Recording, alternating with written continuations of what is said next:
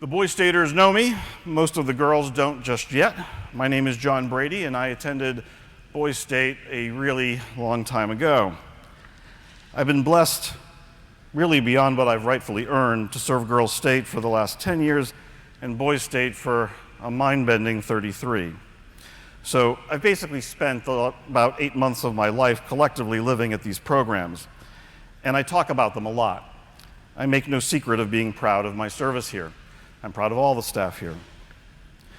When speaking of achievement, it is often said that you're the average of the 5 people closest to you, so you should choose wisely. Many members of our staff, and certainly the Legion, have served our nation in uniform. As an openly gay man in the early and mid-1990s, I was barred from military service at the time I desired to earn a place as a commissioned naval officer. The country was a lot different then. Still, I find the friends and what I refer to as my siblings of choice who have helped me be the best version of myself are often current and former commissioned and non-commissioned officers of America's military. The United States Navy is by far the largest, most technologically advanced, and best trained in the world. If you ask most analysts or intelligence officers of just about any nation, friend or foe, you will generally find agreement that the U.S. Navy is the modern yardstick for what it means to have military superiority at sea. With more deployable battle tonnage in its active fleet than the next 13 nations combined, ships on the surface, submarines under the surface, fixed-wing and rotary aircraft in the skies above, it represents the most powerful armada in the history of naval warfare, and depending on how you measure, perhaps in the history of history. It's an incredible asset on a planet with roughly 71% of its surface covered by water. Something that big, that complex, and that lethal simply demands excellence in leadership. Specifically, technical, human, and moral leadership. I love and I'm deeply proud of my country, but here at home and elsewhere, there are too many people who fall into what I think is an easy policy trap. It is easy to conflate might with right, or forget that the supremacy of a force's destructive capacity isn't necessarily licensed to employ it. Put a little bit more simply in English, just because you can do something doesn't always mean that you should. It is a delicate dance between vigilance, power, decisive action, and restraint. Our guest speaker and teacher today has proven herself to be among the best of the best. Around your age, maybe about a year later, she made a decision that the best ordinary Americans do: a simple, seismic, and irrevocable decision to be extraordinary. Shaun McAndrew is a graduate of the electrical engineering program at the United States Naval Academy, one of the most selective and one of the hardest to complete. Becoming a naval aviator is another lofty goal that most aspiring pilots will never see. Yet Shaun did it twice over, both as a fixed-wing pilot of C-12s and as a helicopter pilot in the Navy's anti-submarine warfare group. While not the first, Shaun was among the early cadre of women to enter combat units in the Navy after the U.S. changed its policies on where and how women could serve. Being a leader, a warrior, and a pilot all take remarkable clarity of mind and technical skill. Landing any aircraft safely is something one should never take for granted, let alone landing it on a moving object. While that is something normally the providence of Hollywood stunt pilots, pilots like Shaun had to set down what, in current dollars, is roughly $48 million of military hardware and a priceless crew on a painted white circle about 24 feet in diameter, give or take, on the back of frigates, destroyers, and cruisers. So in other words, on the back of a boat that's weaving and bobbing with the surface of the sea. Hollywood be damned, for Shaun, it was just a typical day at the office. Among these elite officers, fewer still, maybe 20%, will get a command. Shaun would later lead a unit responsible for the readiness of hundreds of pilots and ground crews rotating in and out of the American fleet. Later, in an exercise that's rather unique to the United States Congress, when billions of dollars were appropriated to rebuild Iraq and General Petraeus was pretty much told to spend it wisely and keep receipts, the Navy called on Shaun then too. After all, engineer, pilot, Accountant? Sure, why not? She would later study at the National War College and at Penn and serve as a commander and professor of ethics and moral reasoning at her alma mater, returning to the United States Naval Academy at Annapolis. Remember what I said: technical, human, and moral leadership. At the Academy and other universities, Shaun has taught a rising generation of naval officers how to be worthy of their uniform and the trust of the American public. Recently retired from the Navy and the vice president of business development for a professional services firm, Shaun applies her range of talents in a new paradigm as an executive in the private sector. In the almost 3 decades since our paths diverged as young people, America has reconsidered what it means to be worthy of earning the honor of leadership in service to the nation we love. I met Shaun for the first time this past year, and I'm not really sure why. Maybe because we graduated the same year, have a similar sense of humor, or perhaps something that's just harder to define. Whenever I think about her story, I feel like in some way she helped lift me and others up into the skies with her. This morning, if you're willing to listen and engage fully, you just might feel like she's done the same for you. Here from the state of North Carolina, just for you, please give a deservedly special welcome to our guest, Captain Shaun McAndrew.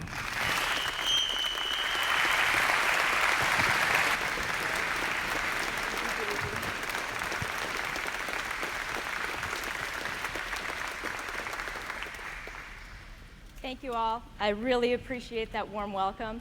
I'm completely humbled to be invited here by JB. Again, very, very special. His accolades, you don't feel like you do them. When you hear someone talk about what you have accomplished, you feel really small and really humbled. Not hard for me to feel small. I'm all of 5'1". So I really want to thank JB for getting me here, and really want to thank you for your time moving forward. Yes, I had a lot of service, but what I did find is identity has a lot of meaning, and having words and motto have purpose and help us get through life. So in many speeches, they're all inspiring, they're rah-rah. Come on, give me a rah-rah, come on. Rah-rah. Oh, boring. Come on, give me a rah-rah. Get excited. Okay, so you have speakers that are gonna get you energized.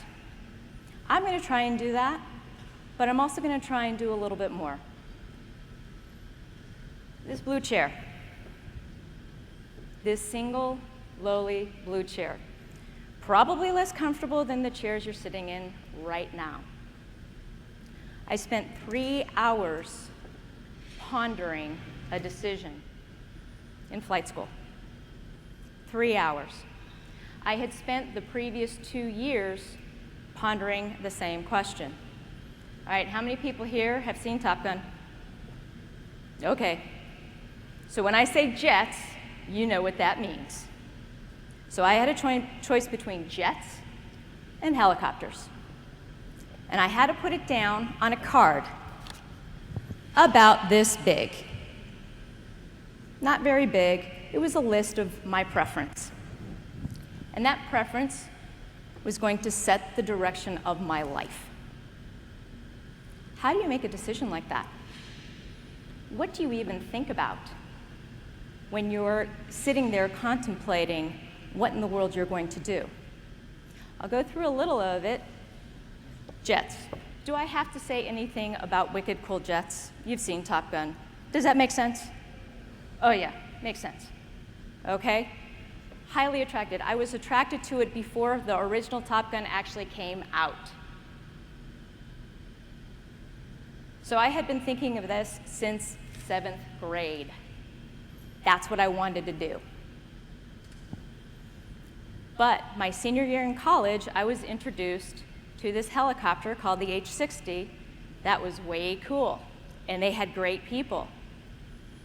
And I'm sitting there going, which one? Which one? Now let me back up to explain why is that important and why was it such a weighty decision. In naval aviation, every single event is graded. So think every time you step into a classroom, you are actually having a test. Is that fun? No. Okay? That's the pressure and the stress of flying. So you get graded, and everybody gets ranked, one to the last. Every week, the Navy has a list of what it needs. Jet pilots, helicopter pilots, pilot for this, pilot for that, pilot for the next thing, and there's limited numbers.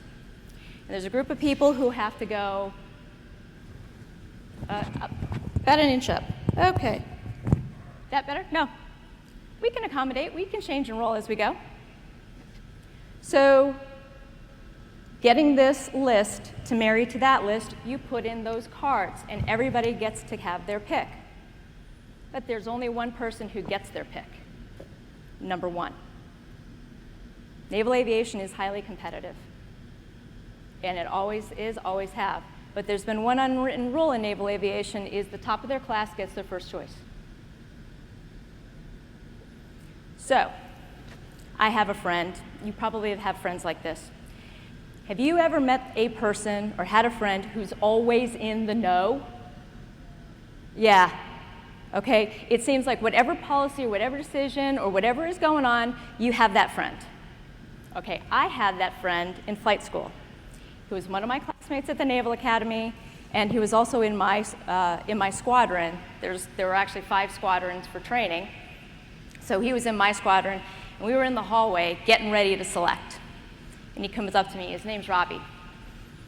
Robbie goes, "Hey, Shaun, what are you putting down for your selections?" "I don't know. I haven't decided yet." "Well, you know, there's only 4 jet slots, and I know what these 3 people are, and you're the outlier. If you select jets, I don't get it." What he also told me there, I was actually number 1 for the selection week for primary. So what I put down on that card was going to be given to me.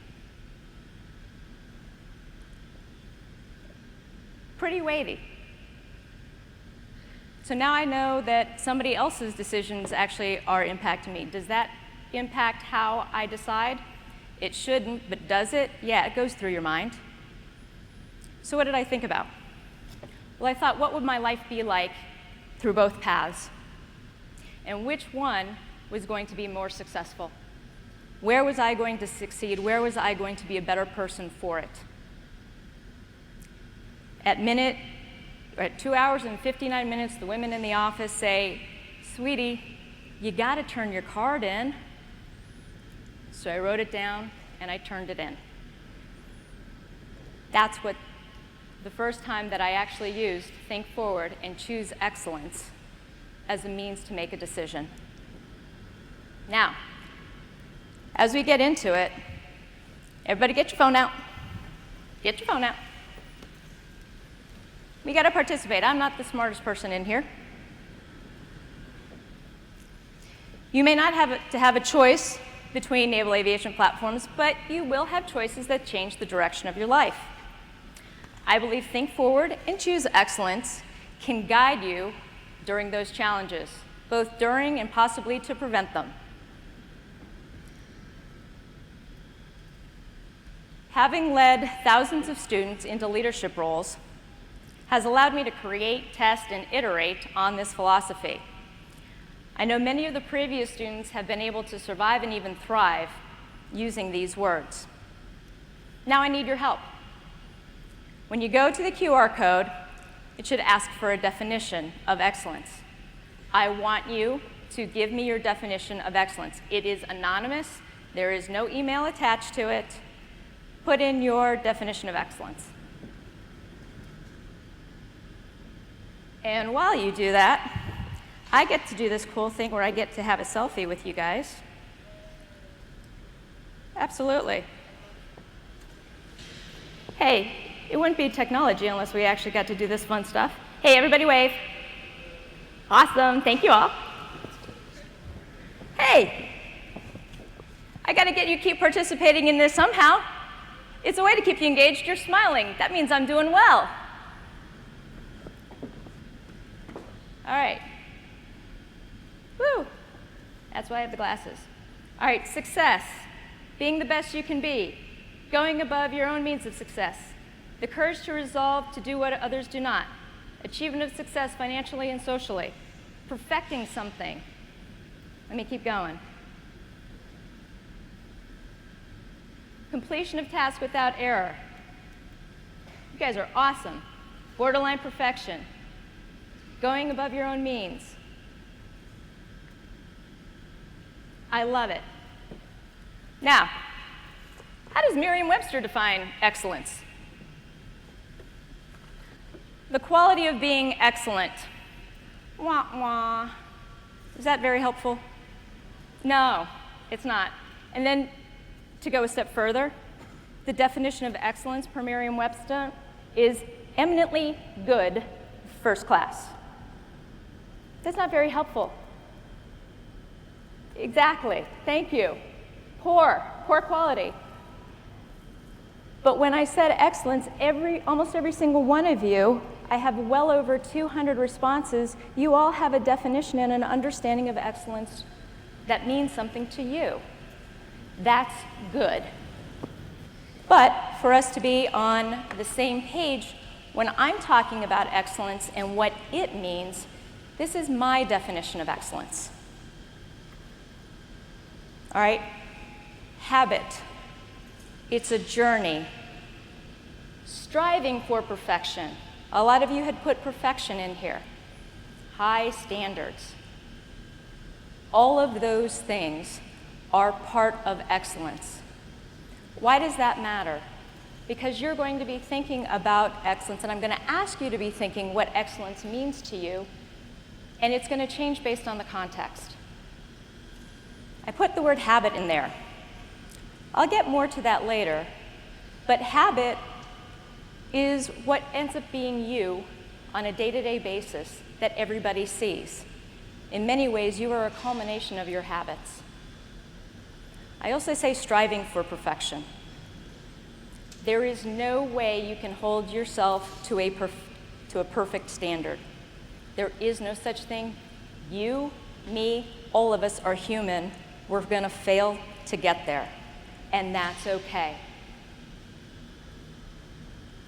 Strive for it. Know you're not going to get it, but you're going to have higher standards while you're trying to strive for it. Yes, I absolutely had to throw in a gratuitous helicopter that I used to fly picture.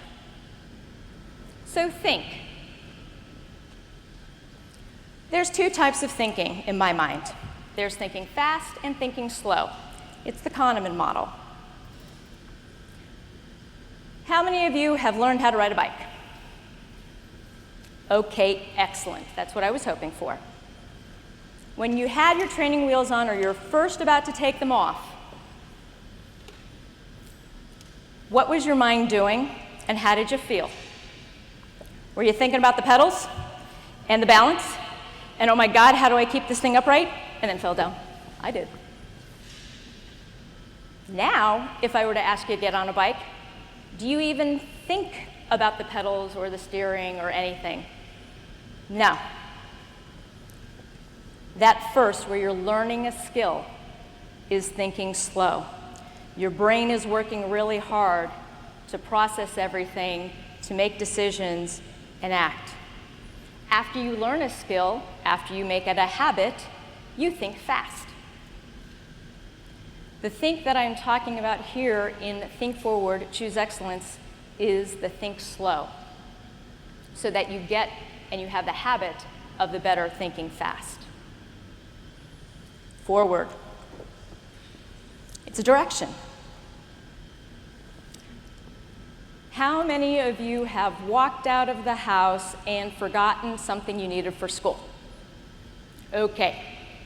How many times have your parents said, you should have gone through a checklist and made sure you had everything? Exactly. I do it to my daughter, so I am completely pot kettle black. Thinking forward. Too often we get stuck right here in how we think. Or worse, we get stuck in the past. And that's what we think on, and that's what we anchor on.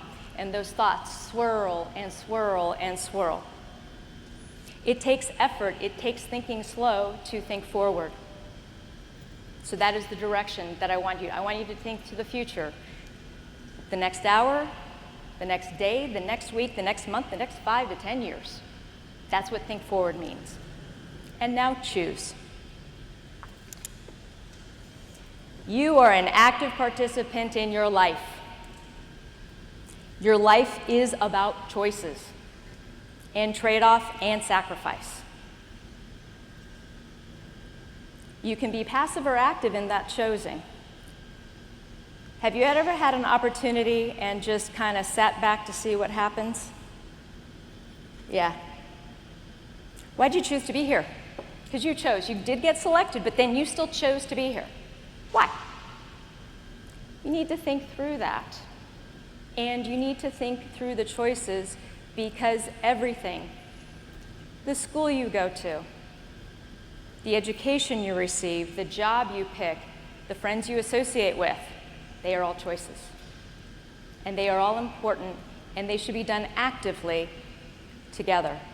So when you choose excellence, you're choosing the best solution for you and for the people around you. And guess what? That's not always easy. Have you had to make the decisions where you have two things happening at the same time and you have to pick between the two? Doesn't that kind of stink? Yeah. But that's also life, and those choices don't change. They're going to come up again and again and again. So now, how do you actually use this thing called Think Forward, Choose Excellence? All right, time management. Now, how many of you have had big homework project, another project, an essay, and a major test all seem to conspire on 1 week? Oh yeah. Do you think that changes in higher ed? No, it gets worse, by far. So for my students, what I told them to do is grab all their syllabi. At university and higher ed, you normally get the syllabi, which is for each class, which has the objectives, the readings, and it also has the deadline of when things are due. Now, most students go like this. Yeah, I read the syllabus. For the students who I knew were going to struggle with time management, I made them take a calendar for the semester and write down all those major due dates. You know what that did? They saw weeks in advance, sometimes months in advance, when they were going to have those roadblocks. Do you think they could then make better choices for themselves? Or at least know when they were going to pull the all-nighter? Because that would still happen. But they would know ahead of time. So Think Forward, Choose Excellence is a means to be able for you to have a tool to get through some time management.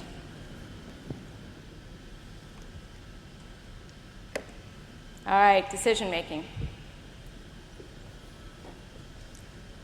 My example through the blue chair was, I'll say, a long and protracted example of decision making.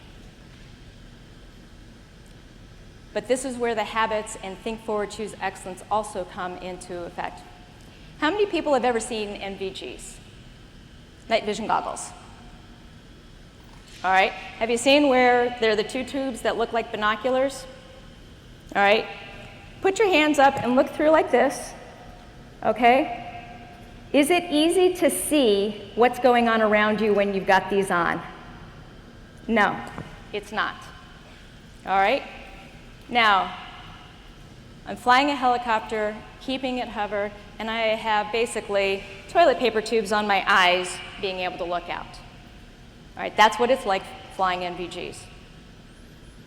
So for one mission, we were doing deck landing qualifications, which is landing on the back of a ship in order to get qualified. Actually, we were getting requalified for that. You don't, in the military when you fly, remember there was this checklist and you get graded on everything? Well, you have to do a certain amount of things a certain amount of times before you can actually go off and do it on your own. So it's the same thing with this. For deck landing qualifications, you have to land on the deck with an instructor a certain amount of times before you're allowed to go off and do it on your own. In this case, we had 2 instructors who were not current, and we had permission to do this flight specially. Now, my aircraft, very cool, I love it. If I didn't, I'd be doing something wrong. Has a system between the ship and the aircraft that has a cable attached, and think of it as a reverse yo-yo that pulls the helicopter down to the ship. It is meant to be done when that ship is rocking and rolling and there's no other way to get the aircraft on the deck. Now, how this is done, there's a tiny little cable that comes down from the helicopter to attach to a big cable that is on the ship. 2 people, 2 sailors, come underneath that helicopter that is 20 feet over their head and connect the 2 cables. You think that it's pretty scary for those 2 guys who are doing this, and they're trying as fast as possible to get out from under that helicopter that is extraordinarily loud and is basically 20,000 pounds that want to come down? Yeah, they do. So that is the evolution that we are doing. We have to practice this cable connection and coming down onto the ground. In a normal helicopter, all of the lights have this instrument panel, and it's all pretty green. Green means good. That's a great thing. Just as they're hooking up the cable, that panel that should be nicely green became as bright and colorful as all of those shirts. They went red, yellow, and green, like a Christmas tree. And all I knew is that the helicopter started sinking. And the only thing I could think of is that I have to keep this aircraft in the air long enough to get the 2 people underneath out so I don't kill them. So this thinking fast, the habit of being able to know your aircraft well enough, know your situation, have the habits to be able to think fast enough to save somebody's life. This is where the habits and the training and all come from. So that is how it helps with decision making. Now, the last way I want you to use it. You are all on your own journey.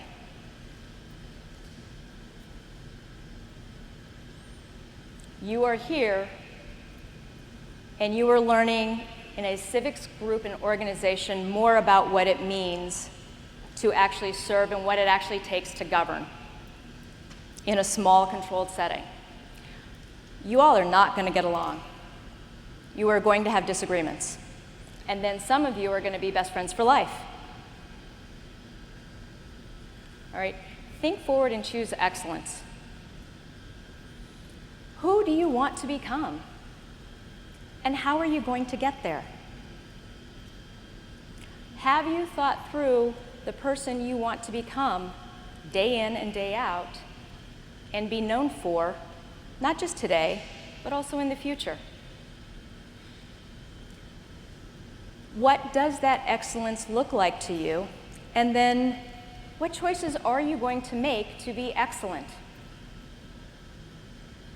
JB made mention of look at the 5 people around you and you're the average of them. I will tell you, find 4 people better than you and come up to their average. And that is where excellence lives, and those are the choices that you can make. And that's not just today, but that is also going forward. I use this still every day. When I was figuring out what I wanted to be when I grew up after I retired from the military, which was an awesome place to be, I was trying to think of who I wanted to become because I got to reinvent myself. You have the opportunity to invent yourself right now as you go into your senior year. Who do you want to become, and how do you think through it? define what excellence is, think of the repercussions of those decisions, and then choose to go after it. It's beyond just goals. So, you've had 3 examples of how to use, actually 4 examples of how to use Think Forward, Choose Excellence. I am hoping that you have a great and wonderful time while you are here this week and actually can use these, especially as you're having your discussions and figuring out how you want to govern yourselves after you have your elections and as you're continuing to deal with the policies in front of you. So,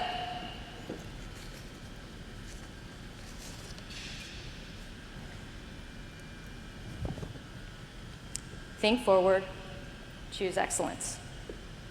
It's a little bit of practical guidance for you to be able to use, and I'm getting feedback. And I want to say thank you very much for your time. Again, thank you to JB, and I greatly appreciate it. I'm not going to hold us up from lunch. Thank you. Thank you.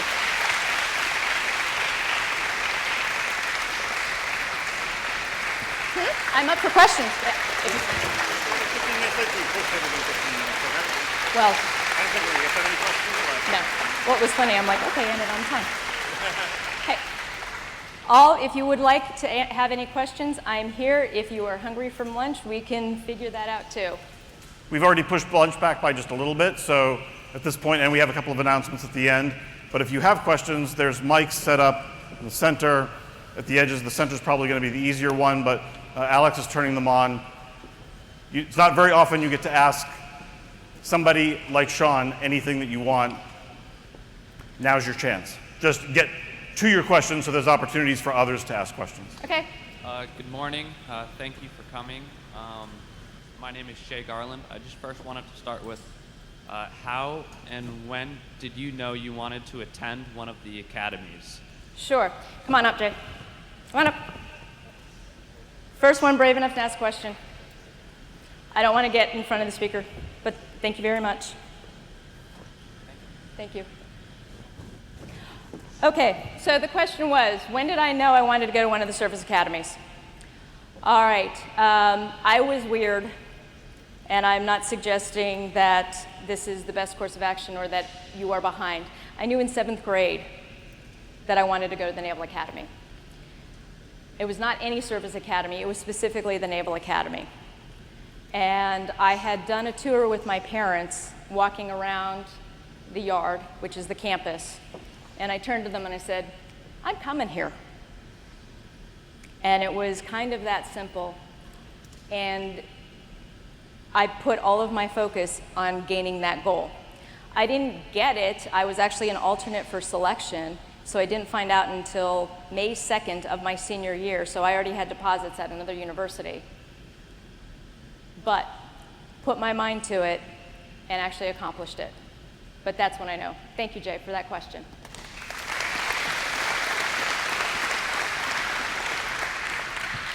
Thank you for coming today. I want to go to the Naval Academy, so what is some advice that you have for someone that's looking to go there?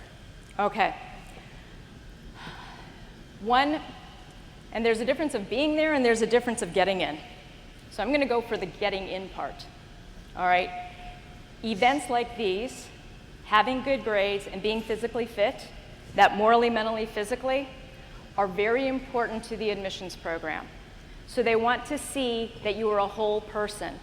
They don't want to see that you're only a jock or you're only a brain or you're only civic and service-minded. It needs to be the whole package. And you need to make sure you tell them that you are the whole package.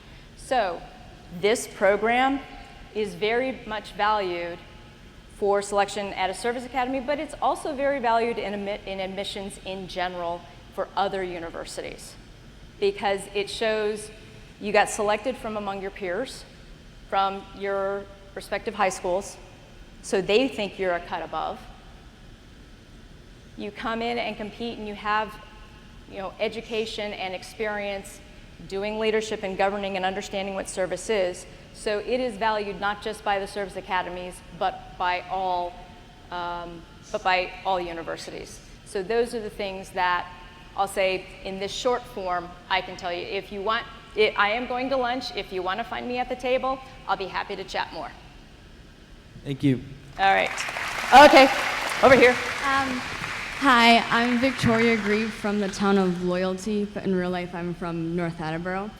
And so I know you said to strive for excellence, but my question was, because obviously there are many different ways that people can be excellent, how do you know which is the right path of excellency for you?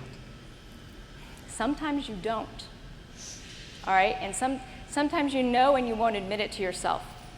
So when you're at a point where you're looking at these things, and I did this with many of my students when they were figuring out, especially for service assignment, which is what direction do they want to head being a commissioned officer, they were looking at two things. I gave them two pieces of advice. All right, one, if you're looking at two things of what you want to do, go talk to people who are doing those things and see which one you are more attracted to. And then two, sit down with someone you trust and let them mirror what you are actually saying. So a lot of times, and I can remember very specifically this one, she was actually a swimmer at the Naval Academy. She's like, do I go Marine Corps or do I go Navy Air? And I listened to her talk, and she had made the decision. She wanted to go Naval Aviation. But she was trying to talk herself into being a Marine because she thought that's what other people wanted her and expected her to do.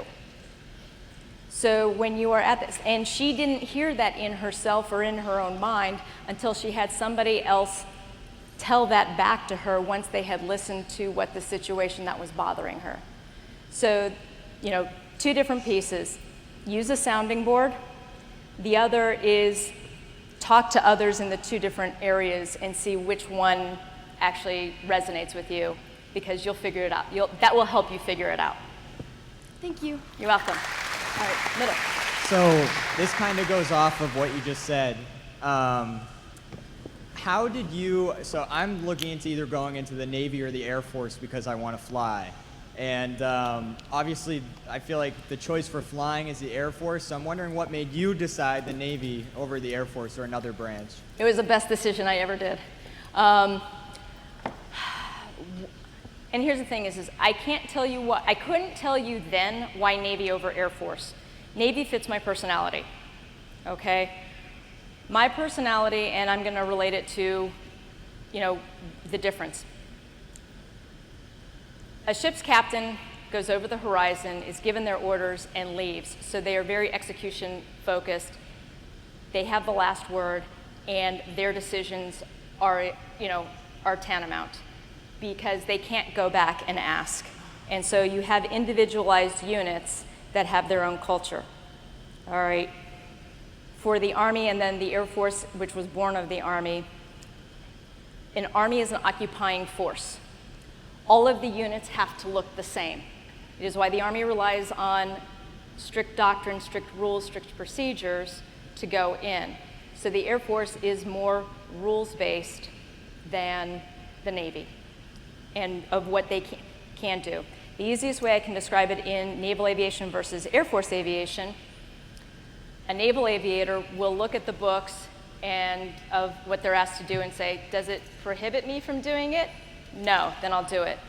In the Air Force, does it allow me to do it? And I'll do it. It's a very, very different perspective on how to approach a mission or a task. I will also tell you there's probably a significantly higher percentage to be able to fly in the Navy than there is in the Air Force. And that's just what the stats are. Does that help? Yes, thank you. Excellent. All right, there and then there. So first off, I want to say thank you for your service and thank you for coming here. Thank you. So my question is, when you were talking about the helicopter situation that you encountered during that training operation, how did you deal with that? How did you deal with that and solve the issue? We landed. Oh, wait. What, with the helicopter coming down?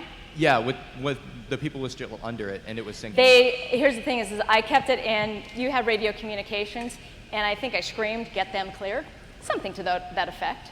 And the tension in my voice was pretty animated enough. And I kept asking, "Are they clear? Are they clear? Are they clear?" And I had no choice. I had to actually come over, and either I put the aircraft in the water and probably kill 3 of us, or I bring it down I bring it down and bring it down as slow as I can, and hopefully they can scurry away. So we landed, and one of the things is how fast the big blade spins. That's our power. When it touches down, if it's not above 90% of where it's supposed to be, all of our power goes off. So when we touched down, everything went dark, meaning we were below 90% power being generated from the aircraft. So, and neither one of us up front were doing anything. It was a mechanical issue with the aircraft. But I dealt with it by following the training that I have, which is landing it safely. Thank you. Sure.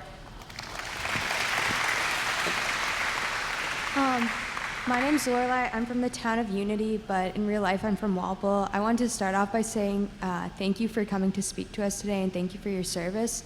But my question is, considering that a lot of the military academies and the military itself is very male-dominated, how did you deal with that, being in a leadership position as a woman? I dealt with it through performance. I didn't think of myself as a woman. I just thought myself as an officer, or a pilot, or a staff officer, or whatever I was supposed to be at the time. So, and I focused on what I actually could control, which was what my actions and what my choices were, and what I knew needed to get done. I focused on the tasks at hand. Were there things that were going to go on? Yes, there are. I get to talk to you all later, and I will talk through that, so I'm not going to give any big spoilers. So dealing with it, and then when I went into command, I actually got some great advice. For me, most of my mentors were all men, because there really just weren't senior women, and I learned a lot from them. I really did. But I also felt drawn to make sure that I mentored women. And then as I got to it, and Admiral gave me the advice, he's like, as you are going to be drawn to mentoring women, don't forget about the men. And I never did. Whomever was in front of me, whomever they were, my job was to make them the best version of themselves. That was my job. And that's what I would do, everything I could to help them get themselves to get there. I can't get you to your potential. I cannot. I can give you all the advice in the world, everything. Only you can make your choices. So that's actually how I dealt with being male-dominated. For a while, it didn't bother me until you start looking around and like, oh, I am the only one. Oh, well. And you kind of just accept it. Thank you. Shaun, we have time for 2 more questions, and then we'll do announcements. And then, just so you guys know, Shaun's going to be with us most of the day today, so you'll still be able to talk to her. But 2 more questions for this session. Okay. Thank you for being here. While making life-altering or life-changing decisions, is there like a line of focus or like standard to go back to when trying to make those decisions? Can you say that again? The speaker is pointed away from me. My bad. So can you I'm sorry about that. I'll get a little closer. While making life-changing or altering decisions, is there like a line of focus or like standards you go to every time you try to make those decisions? Okay, you all heard that. Come up here and tell me that. Okay. Or, thanks. How you okay. So making life-changing decisions or like altering decisions or like Yeah. a line of focus or like, morals you go back to try to make those decisions? Absolutely. Thank you for that. I don't mean to make you repeat that 3 times. All right. What moral compass do I use in making decisions? That's what I'll boil the question down to. Grounding with parents, and then I taught ethics, which then gave me a lot more words to explain how I think through things. You notice I focused a lot on habits and on choice. It's because I believe in character, and I believe we can actually choose our values and our character. I believe in integrity and in being balanced and holistic. I look through it as a lens, trying to capture, of what habits do I present to every person, because my actions are representative of my character, and then I have choice over those actions. So, do I want to be courageous? Do I want to be honorable? Do I want to be dedicated to different things? So, when I'm looking through it from a moral lens, is it helping me with my purpose, which is to leave the world a better place than when I started? And if it can get me towards that ultimate purpose, then I would lean towards it. So having a why, knowing your purpose, that's what I use in guiding my decisions. Does that help? Thank you. Sean, you can do these two when we wrap. I can do okay? those two? Yep. Excellent. All right, there, and then she'll get the final one. Hi, my name's Shaun Peterson, and I was wondering if you have any advice or tips for people who are aspiring for a career in aviation. All right, in general aviation in general? Yes. Start flying as soon as you can. All right, with the FAA rules, and I would say get your instructor qualification as soon as you can so that you can teach other people and get the hours for that. Learning how to fly outside of the military is very expensive and is very hard. You know, places like Embry-Riddle, which help you through that process, and I don't know others that are like that, but going to an aviation-centric higher ed is a place to do that. So start flying as soon as you can, get your instructor qualification as soon after that, and then start teaching other people, because actually you'll learn more about aviation and your own flying skills when you have to teach it to somebody else. Thank you. You're welcome.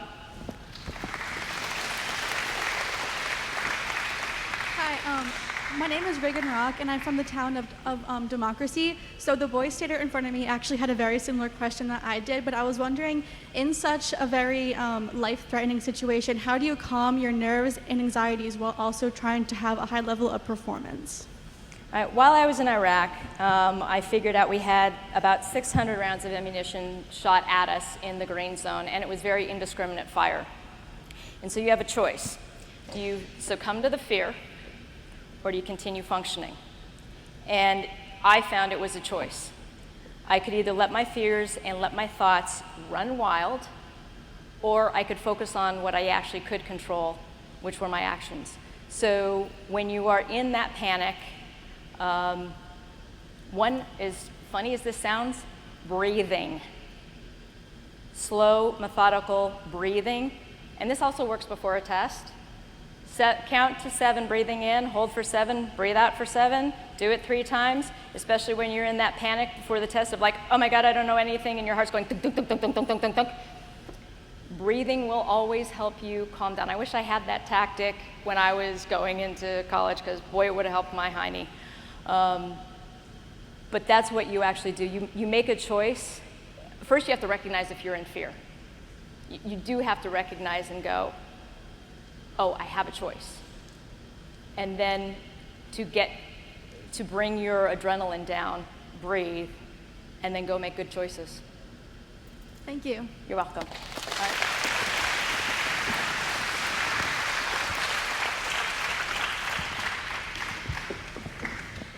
When I had asked Sean to join us at the program, I felt like it was such a huge ask, but you know, given, as you've seen, the way that she is, she one-upped me and said, you know, if you need me to hang out for a while or maybe do a separate session with one of the programs, like the Girls' Day program, I'd be happy to do that. So in addition to being with us for the majority of the day anyway, she might have to get caught up on a few things with work, but at different points, if you didn't get to your question, or as I told the boys at the beginning of the week, we're all a little off after a couple of years on Planet COVID.